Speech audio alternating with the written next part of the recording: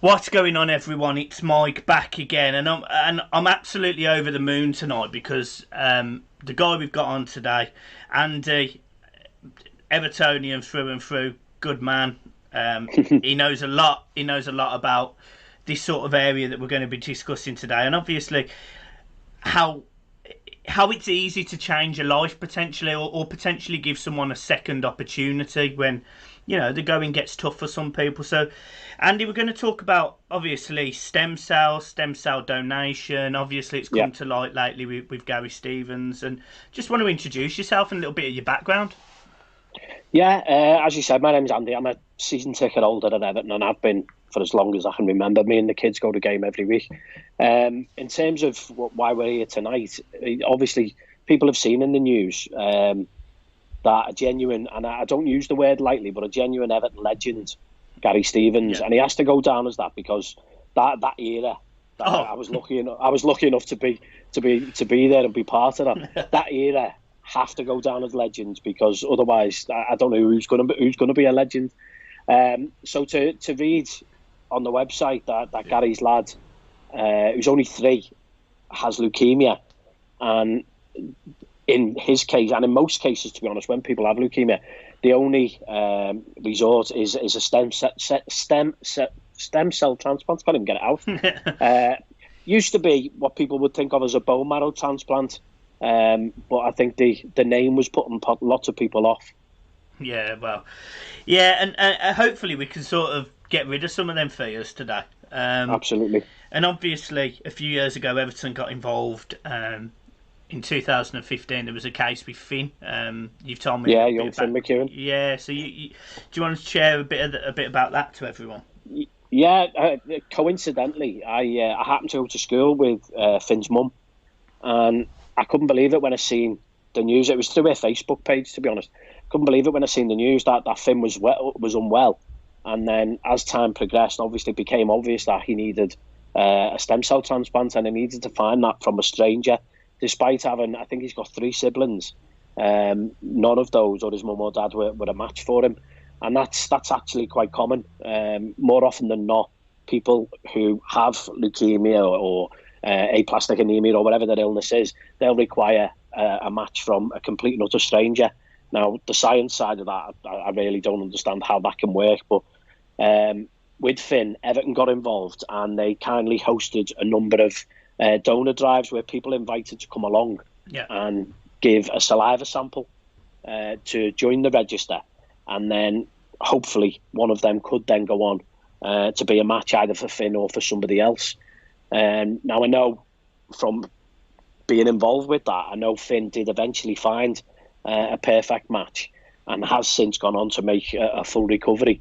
So much so that I was explaining to you just before the show, my lads actually play football against Finn now a couple of times, so I can assure you he's fighting fit and has been given a new lease of life, because without that transplant, not to put too fine a point on it, like obviously the prognosis wasn't very good, and to see that someone has gone through the donation process, which is, I'll touch on it later, but which is incredibly straightforward, and to see a little fella who he must have only been, he would have been 10, maybe even younger than that, 9 or 10. To see him now, and he's flourishing. He's gone to high school. He's doing really well. So that's amazing to think. And Everton have been involved, but like previous to that, because we also had the really tragic case with Gary Ablett. Yeah. Gary developed leukemia, sadly, and despite eventually finding a partial match from a donor in Ireland, it turned out, obviously in the end, through complications, sadly Gary passed away a number of years ago, and the club were brilliant then. They again hosted a donor registration clinic, and people were invited to come along and join the register. Now those people will still be on the register, but sadly none of them were a match for Gary at that point. Yeah, and back then, there wasn't. Obviously, there's people pushing it and trying to educate people like yourself do, but I don't necessarily think it was on the same level that it is now. I think there's probably more trying to be done about it now. Is that fair to say? I hope so, and that's why I was just explaining. I've been doing this now for the best part of 12 years, and it was entirely down to coincidence. I come home from work one day, picked up the Echo, in the days that people used to buy the Echo, especially Evertonians, picked up the Echo, and the headline said, "Can you save Ella or Sam?" And to me, that really, really struck a chord, because my wife had just not long had our first child, who is called Ella. But had Ella been a boy, she was going to be called Sam. So clearly these two names rang out to me straight away. And as it happens, we've gone on and we have now got Sam as well. So we've had a boy since. So I've got the two of them as it happens. So this headline screamed that as, "Can you save Ella and Sam?" And when I read about it, they were two young kids, brother and sister, from Southport, which isn't too far from Liverpool. No. And they both needed to find stem cell donors. And I just found that absolutely heartbreaking, to think that there was a family somewhere and both their children needed to find matches. And without that, obviously, their life chances were very, very limited. So my wife and I both joined the register straight away. I think this was about 2006, maybe a little bit earlier, 2005, 2006, whatever it was. And then I heard nothing. And then out of the blue in 2008, I think it was, I received a message to say that we believe you're a match for somebody. And that started the ball rolling. And then it went from there. And that's how I became involved. I went through the whole donation process. And I was just blown away by the simplicity of it, and couldn't believe the misconceptions and my own fears ahead of doing it. And it's been life-saving for one person, but it was life-changing for me, like, to go through it all. Yeah, and touching on the person you saved, it was a young Chelsea fan, I believe. He's a little bit younger than me. Yeah, well, it don't matter. It don't matter. You're only as old as you feel. Exactly. Obviously, I mean, it's fair to say, and it's difficult to sort of, because you the way you spoke before we come on, you said, look, it was either going to work or it wasn't going to work. It didn't. As horrible as it sounded, it didn't affect you massively, but it massively affected the person that essentially your stem cells went on to save. Essentially, you know. Yeah, absolutely. And I'm at pains. People say, "Oh, you saved someone's life." I didn't. The stem cells were part of like a massive treatment process that he would have been undergoing. And from a patient's perspective, like, obviously over the years, I've gleaned a little bit more about what they go through, and what they go through is absolutely horrendous. To have something like leukemia is essentially, it's blood cancer, and to have a condition like that, and the treatment that they have to undergo, the stem cell transplant is, if you like, it's the very last resort. And it's as Paul himself, the guy who I donated to, he described it as last chance saloon for him. And like, thankfully it worked. And as I said to you before, I can't take the credit for that. The same as, had it been unsuccessful, I couldn't take the blame, because how would you live with that if you felt like you were responsible for it not working? Then you would never want to join, and so it can't be that way. So for the same reason, I don't take the credit for the fact that it worked. I'm made up it did, don't get me wrong. Yeah. Obviously, I'm delighted that he's now 12 years post-transplant, and he's living a great life, which is fantastic. But you've got to look at it. The big deal is joining the register, and that's why I've made it a little bit of a mission to get as many people onto the register as I can, through raising awareness, through, like, at Neville Southall Twitter takeovers, for example. He's been absolutely immense.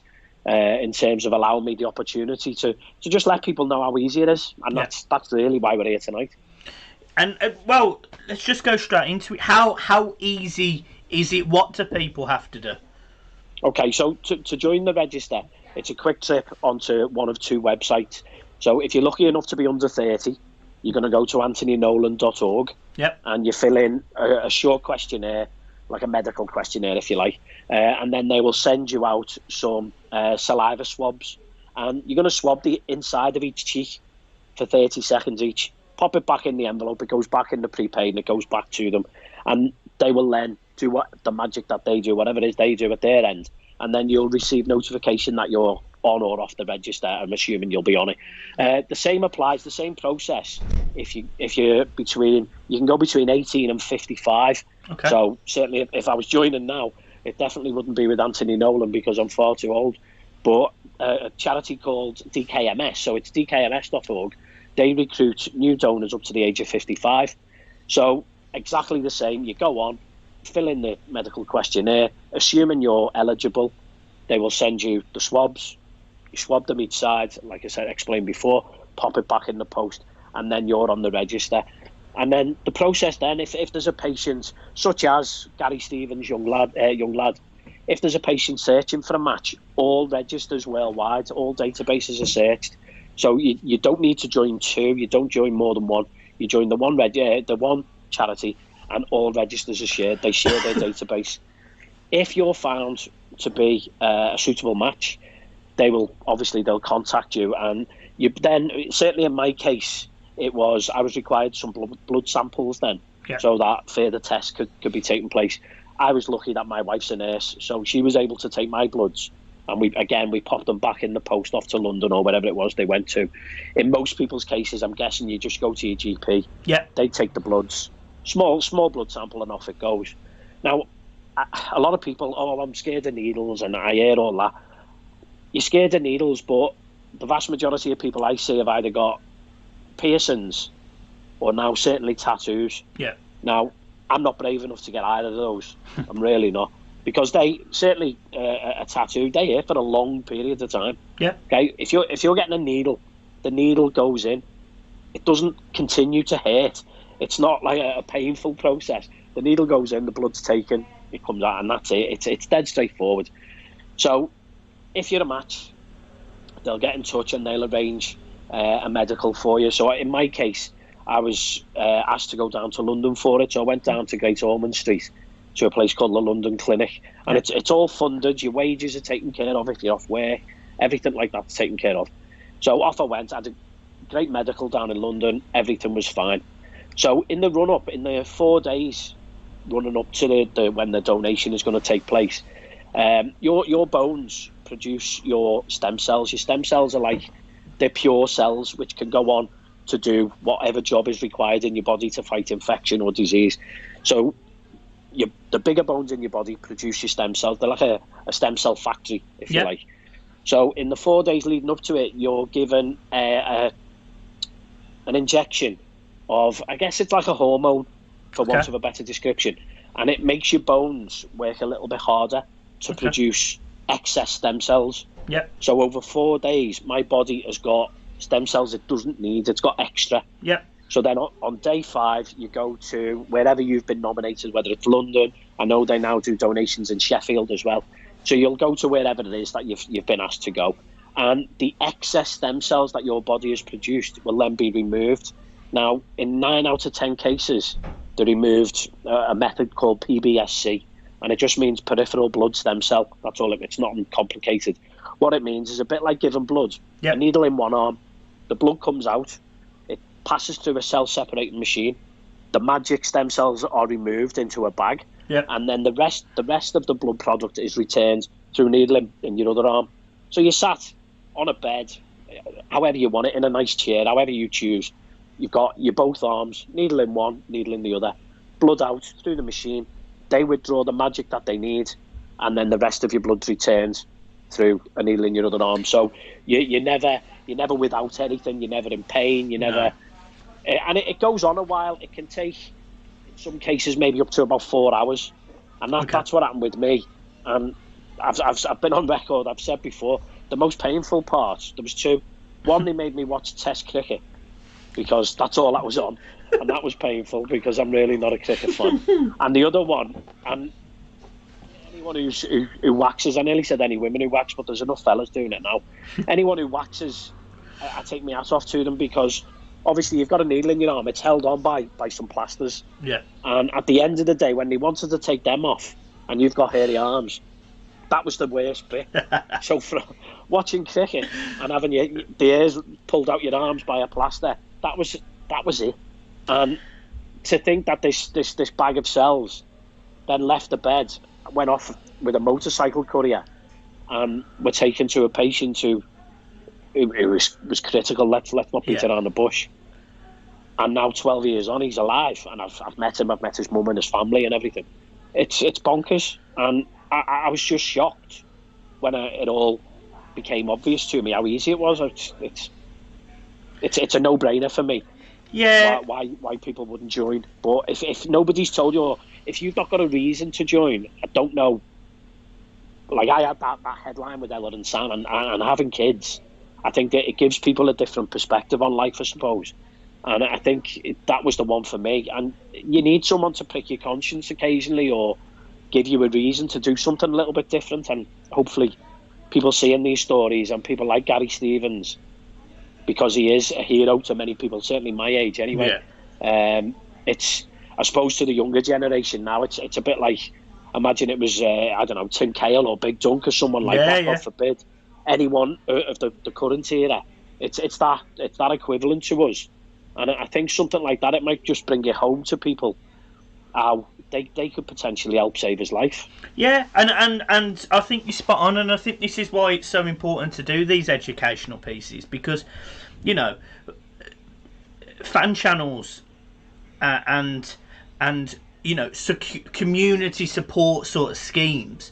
This is where I feel like they go hand in hand. The club's obviously brilliant, but it's great to get down to the, you know, to the numbers, the people who watch these channels week in, week out. Exactly. You know, like the Toffee TVs, our channel, Toffee Blues, Mighty Blues. There's lots of different channels with different people, and it's about growing that awareness with as many of them as possible. So I will be more than happy to, you know, try and, if I can get you on any of the other channels as well, by all means, I'll do my bit, because it's the least I can do. I have read through your blog that you wrote, and one particular bit stands out, and it's the fact that you're never going to forget your wife's birthday.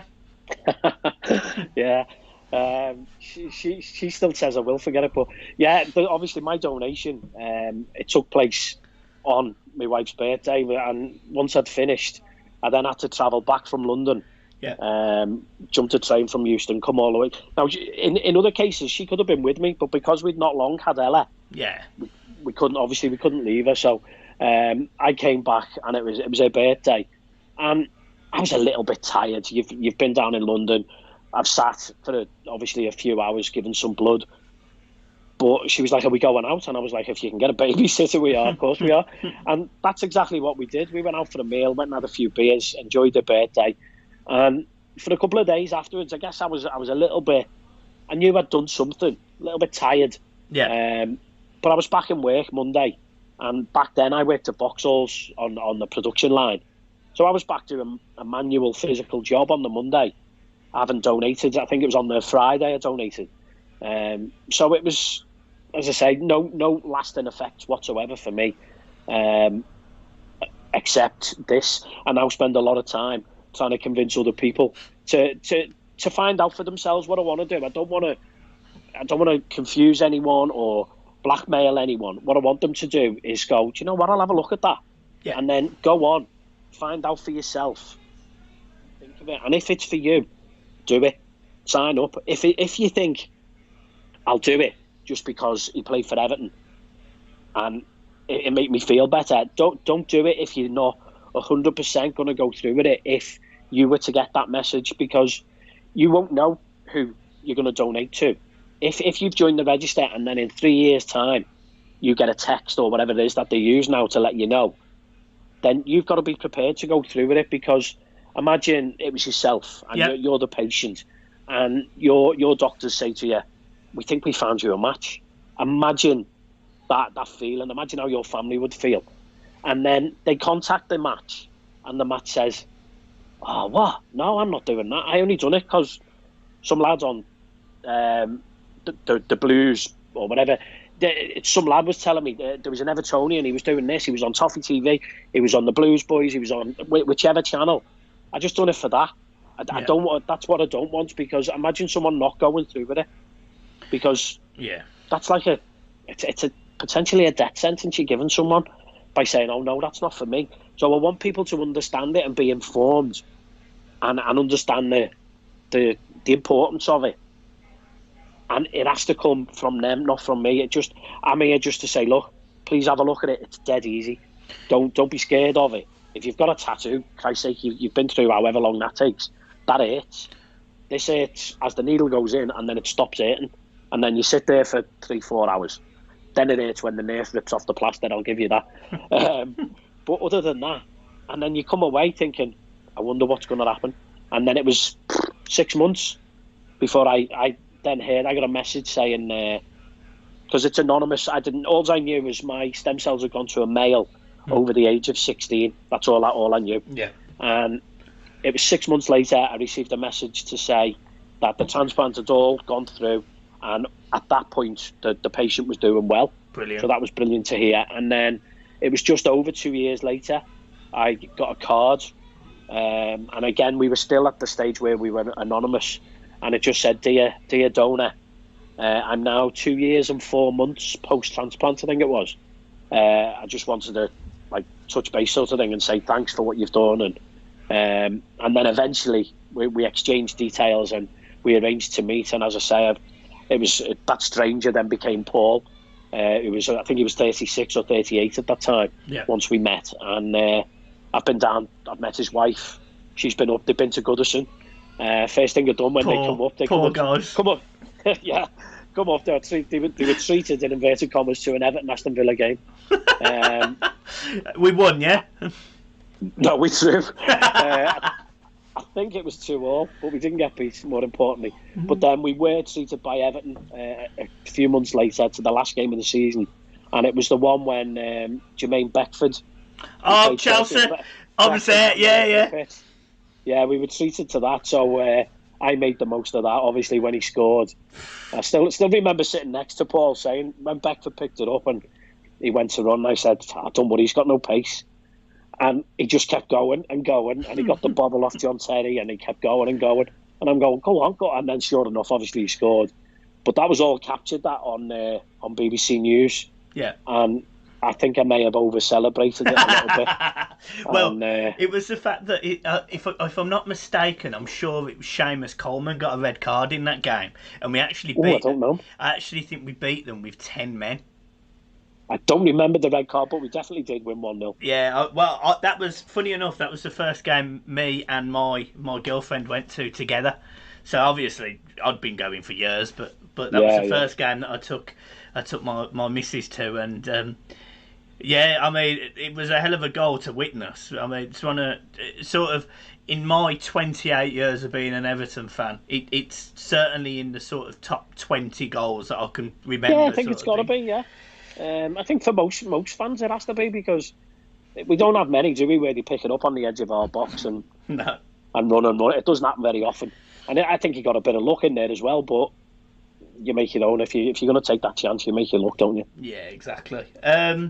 While I'm here, I mean, I may as well, obviously, I'll make sure I put the links in. I'll make sure that, I mean, for me, to put this in perspective, and the reason why I was so keen for you to come on, I approached you, is because I've thought about donating before, and I was nervous because I had heard that the way that you do it is by a small needle in your spine. Right, that one's always been, it's weird, that's always been a misconception, that spine one, because I found that, I thought the same back in 2006 or whenever it was. I was thinking the same, but what have I signed up to here? And to find out how easy it was, and as I said, it was 9 out of 10 cases. The other case in that 10, if there are cases where it's something called a stem cell harvest. Yeah. Now that's taken under general anaesthetic. So in this 1 out of 10 cases, and it's generally to do with the needs of the patient rather than the needs of the donor. Yeah. In that one case, general anaesthetic is administered so you're asleep. A small needle is inserted into your pelvic bone. Right. Okay, because as I explained earlier, your bones are a stem cell factory. Inside your bones is soft. So although we think of our bones as hard, inside your bones, the centre of your bones is soft, like a jelly substance where the stem cells are produced. So they insert a needle into your pelvis because it's the biggest of your bones that they can access. So a needle in through your side, into your pelvis, into the soft marrow in that pelvis, and they withdraw the stem cells from there. Yeah. And then again, you wake up after the general anaesthetic's worn off, and having spoken to people since, they literally wake up with a tiny plaster, a bit like if you've had, if anyone's ever had like keyhole surgery. Yeah. I know I've had one on my ankle, and I know I'd literally got a little X, and that's what people have described it to me. And again, they stay one night overnight in hospital, whereas I never stayed at all. So in that one case, that 10%, it may be that people need to do it that way. You may even choose to do it that way, because in my case, the doctors gave me the choice. They said, would you prefer to be asleep and do it that way, or would you prefer the method that I explained before, the PBSC? And to me, just sitting with 2 needles in my arms just seemed obvious. Seemed better, and thankfully it was really, really straightforward. Well, it's good to hear, to be fair. And for me, look, so I'm not on the register, but this was, getting you on. Essentially, it educates me on where to go, how to get on the register. My partner's already on things like, donating her organs and things if she was to pass away. So she's not against it either. So it's just a case of educating me, my partner, because obviously I will share that, and about people watching this and being able to say, do you know what, actually it's a really simple process, and potentially, it saves lives, it saves lives, or it gives people the opportunity. Do you know what, you've hit the nail on the head there, because it does save lives. In the thousands of cases that it's successful, there are a percentage of cases, obviously, where there may be complications further down the line, and the patient may go on to pass away. And over the years, I've had contact with many parents of patients, because I've been involved with lots of appeals. I've had contact with parents, and I can't tell you how much they've appreciated that extra year, for example, that the stem cell transplant has given them with their loved one. And it's priceless, that time. And without making that sound dead corny, it is. If you put yourself in someone else's shoes just for 5 minutes, which is what I did when I picked up the Echo that day, and I imagine those parents, and sadly, I've met those parents. And sadly, both those 2 children have since gone on and passed away. And I've attended their funerals. And that's not an experience that anyone should have to go through. To lose both children who potentially could have been saved had enough people been on the register. Because the odds on you ever being a match. So let's say you join the register. You've got, for every 1,000 people on the register, it's every 800 now. For every 800 people on the register, only one will ever go on to be a match in their life. So you'll be on the register until your 61st birthday, unless you choose to come off it. Now, you might go the whole of your life without ever being a match for someone. And that's the bit I can't get my head around, because it's like with the siblings. In young Finn's case, I know he's got a brother and 2 sisters, I think it is. And none of them were a match. And you think, well, how does that work? And DNA goes way beyond our blood groups. Now, in my recipient's case, Paul from London, we've got absolutely no biological connection whatsoever. There is no rhyme or reason why I was his. And it turns out I was what they would call a perfect match. Because when they search for donors, they'll go through and they'll find what they want is a 10 out of 10.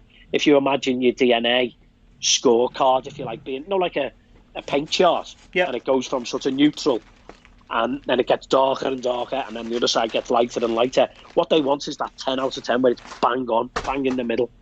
Now, that generally makes the best matches, and they tend to come from young males. Hence the reason football fans in the main are young males. So they're the prime candidates to make the best donors. But sadly, they're the most underrepresented on the registers. So you can see that it's a problem getting young men to join the register. Women seem keen to do it. Fellas, there's something about us, I don't know what it is, that makes us think otherwise. I don't know what it is. I don't know if it's a bravado or what. Maybe we're not as brave as we like to think. But there's definitely a shortage of young male donors. They make the best matches. They're the ones that are more successful. Now, in my case, I must have been 38, was I, when I think it was about 38 when I underwent the now, thankfully, as I say, it worked. 35 I would have been, Look, I'm just doing some math there. I would have been 35, not 38. And it's worked, but there's nothing to say that would always be the case. So the more young fellas we can get on the register, the better. And I don't know if Premier League clubs have done this or can do this, but is it possible to do a drive at a game, for example? You know, and you know, like we've seen with the coronavirus. It would have been. Be like obviously ahead of this, and I know some clubs have. I remember West Brom have definitely done something. I think Wolves have done something. I think they had Jody Craddock. Yeah. I don't know if it was him or one of his children was really ill. Aston Villa with Stilian Petrov. Yeah. And then obviously Everton. We've had it with Gary Ablett. Unfortunately, we've had it with Finn. At Liverpool, Brad Jones. Yeah. I've done some work with them. I actually gave a presentation to their youth team, and they all went on to sign up, which was amazing. Yeah. Sadly, Brad's son did go on to pass away a year or so later. So you can see just from that relatively small element of the population, there's an awful lot of times when a stem cell transplant gets involved. So people shouldn't think like it's never going to affect them or it's never going to be about them. Why would it be me? But don't wait until it does affect you. Don't wait till it's someone you love who's searching for a match before you're then online saying, oh, everyone do this, it's dead easy. Do it now, put your name down. And then that's as much as you can do is volunteer, put your hand up and say, if I can help, I will. You may never hear anything for the rest of your life.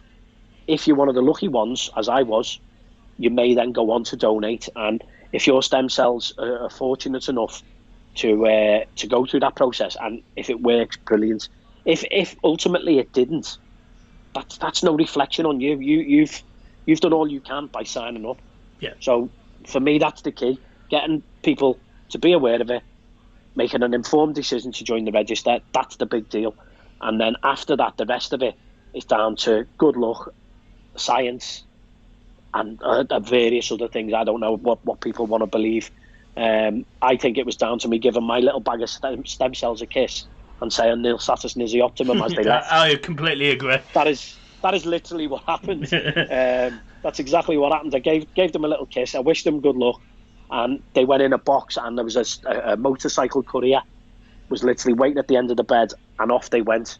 And I now know from meeting Paul, they literally travelled about 2 miles down the road to UCLH, the hospital down in London. Yeah. And then the transplant took place. And for Paul, it was much like what's the word I'm looking for? Like a blood transfusion. Yeah. That's all it was. Him and his family were thinking it was this big deal.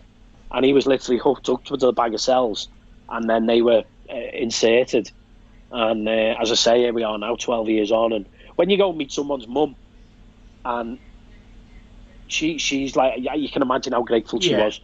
And it's a bit embarrassing, to be honest, because they believed I'd gone through some really horrendous procedure. And I'm like, well, really, honestly, all I did was this. And my brother was with me, and he found it hilarious that I was being held up as some sort of hero. And we done nothing but laugh about it. And Paul's mum made the error. We had weirdly, there was a camera crew with us. We were doing a little piece of awareness for the BBC. Yeah. And she said on camera, I just find it really weird to think of you inside my son. Oh, so, no. You can imagine what happened. The whole thing felt a bit, and safe to say it's still on the cutting room floor somewhere. It didn't make it to air because everyone just fell apart laughing. So, but we're saying about blood groups. I now know Paul's blood group has now changed to mine. So whatever, let's say he was I don't even know what my blood group is. Let's say he was O negative. He's now changed to O positive, if that's what mine is. Oh dear. Because my stem cells are now, if you like, replicated in his body and are producing his blood cells for him now. So that's a bit mad to get your head down, but it's, you know what I mean, it's a good thing, innit? There's no negatives for me. Nah, nothing but the best is good enough, eh? I keep telling him he's going to start pacing around the floor at like 4:45 on a Saturday afternoon, but he's still he's still a Chelsea fan. But it can't cure everything. Nah, well, to be honest, would you choose to be an Everton fan this day and age? I'm trying my best.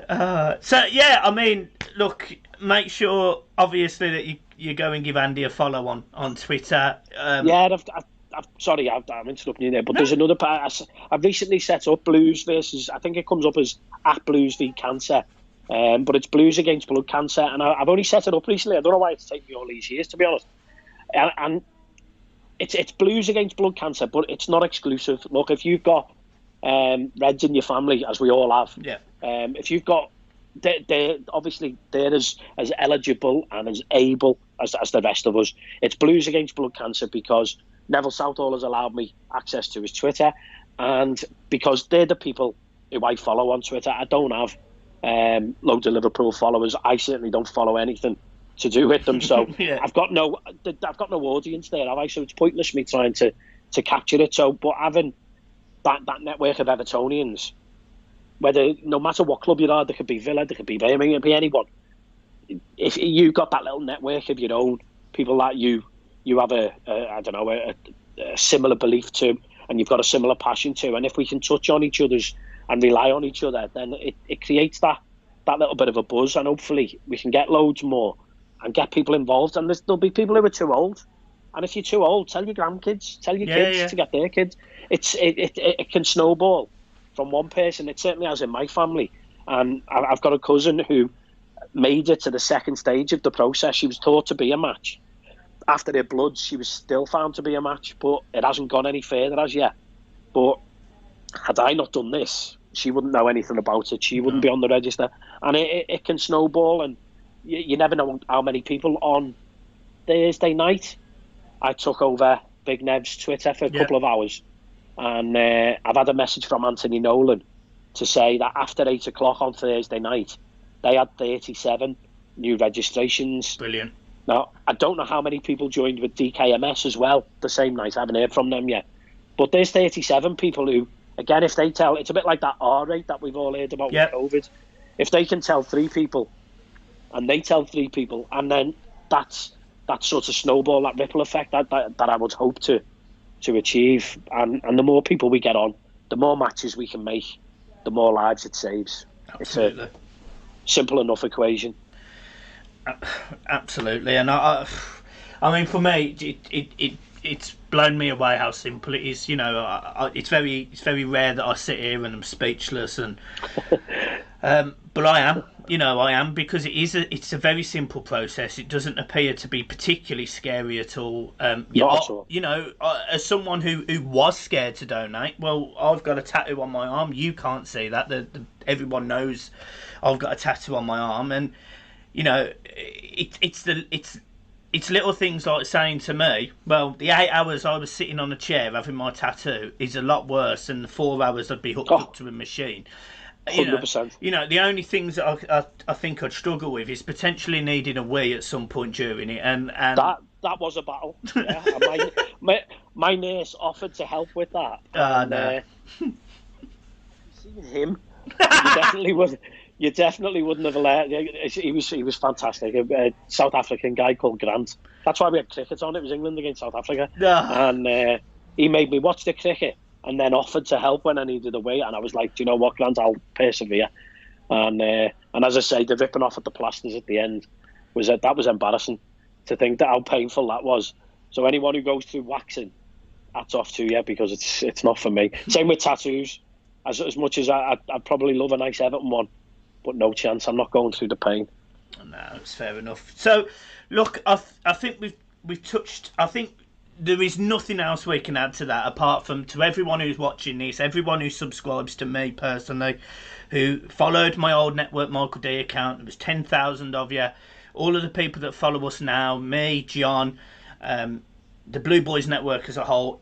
If you've got the courage to put yourself on that list, go and do it. Please go and do it. I'll be doing it, and I'll tell you what I'll do. I'll do it. I will, as long they send you this stuff, don't they? They send you the swap. You'll get an email initially once you register for it. You go through like the medical that I explained. It takes about 2 minutes, I guess, 3 minutes. Once you've done that, you'll get an email to say, like, well done, your kit's on the way. And then through the post in maybe a week or two. I don't know about you, but our posters all over the show at the minute. You will get your mouth swabs, do them, pop them back in the prepaid envelope, and then about 3 weeks later, I think you get like a little, like a donor card, like a credit card now. and sometimes you get one for your car keys, little fob just to say that you're a lifesaver in waiting, essentially. Yeah. Well, I will. Once I get my kit, I will do it live on the channel. Again, Brilliant. hopefully to promote some more awareness and show how simple the process is. And then, look, I don't want to say touch wood because I never want anyone to go through leukemia. I also have family members, got 2 that have died of leukemia, and Right. it's tough. And I know stem cells isn't just for that, but you know, Correct. I know I think it's the most common illness Yes. that it affects. Yeah. But there's I read last week ahead of Thursday actually. Every 20 minutes, someone in the UK will be diagnosed with a form of blood cancer, whether it be leukemia or one of the illnesses. But every 20 minutes. So while we've been speaking, that's probably 2 or 3. I don't know how long we've been on now. I've waffled an awful lot. I'm sorry, but that's 2 or 3 people just since we've been chatting, and to me that's just mind blowing. And if we can help even just one of those people, imagine that family, that extended family that it helps. And that's the thing. After you get beyond that anonymity stage with your donor, this anonymous male over 16 suddenly became Paul, who was a husband.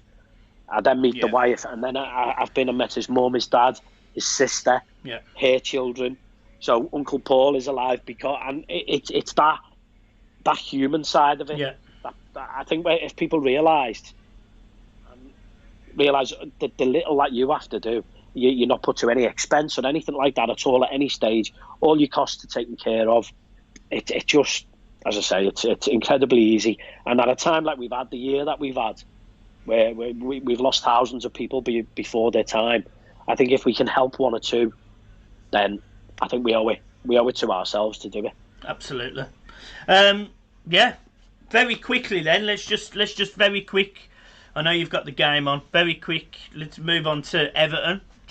Cool. we may as well mention them. What you want to see happen in the summer? I don't think we're going to see miracles. I definitely want replacements in midfield. That goes without saying. Yeah. I don't think he's going to change the keeper. For me, I probably would have dropped him with a couple of games to go anyway. Yeah, agreed. If not only to just let him realise the position is under threat, but also for he was on the bench towards the end. Was it Stecklenburg still? Was he still on the bench at the end? Yeah, they both were. Yeah, I think we had both, didn't we? Yeah. Because I look at it from their perspective as well. They must have been thinking, what have I got to do? Yeah. Or what's he got to do wrong for me to get on? So it worries me what they're doing in training if he still gets picked every week. I can't see them changing that. I don't see centre-halves. I know there's all this talk about, but I really don't see that changing because all this FFP nonsense, and I try not to get into all that because it's not my money, but it's definitely going to restrict us if we can't move players on. Yeah. And it seems to have gone on at Everton for years. Yeah. When we've got someone who we need to sell or wants to leave, they never seem to go for the right money. Yeah. They always seem to go for a lot less than other teams' players. Yeah. And it's bugged me for years. But I think that's what we're going to have to accept this year. I think the fringe players and some of the lads that have been playing, they are going to have to be moved on, and we will have to take a hit on it. And so be it. If that's the case, so be it. And hopefully, I'm one of these Evertonians who prefers to wait until signings are made before I get too excited or too despondent. I don't tend to buy into all the rumours and get over agitated online, because if you did, you drive yourself potty, because it's a new rumour every day. Yeah. And I'm sure if we come off here now and go on Twitter, I'm sure we're signing this Gabriel. I'm sure he's going to Napoli. I'm sure we've signed Alan, and then I'm sure he's gone to Napoli.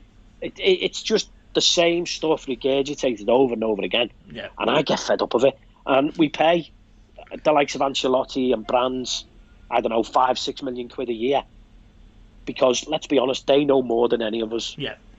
Whether we like it or not, they do, because that's why they're paid that. And that's why I'm a teacher, and I don't know, you said you've just been offered a couple of jobs. Yeah. That's why we're not doing it, because we don't know better. We think we do, and we like to think we do. But I just can't see changes at the back. Hopefully, I don't know whether he'll bring John Joe Kenny back from Schalke, or whether he'll get someone in, because Seamus definitely needs either competition or replacement or cover. I don't know which one of those it's going to be, because the end of the season was a nonsense. Let's be honest.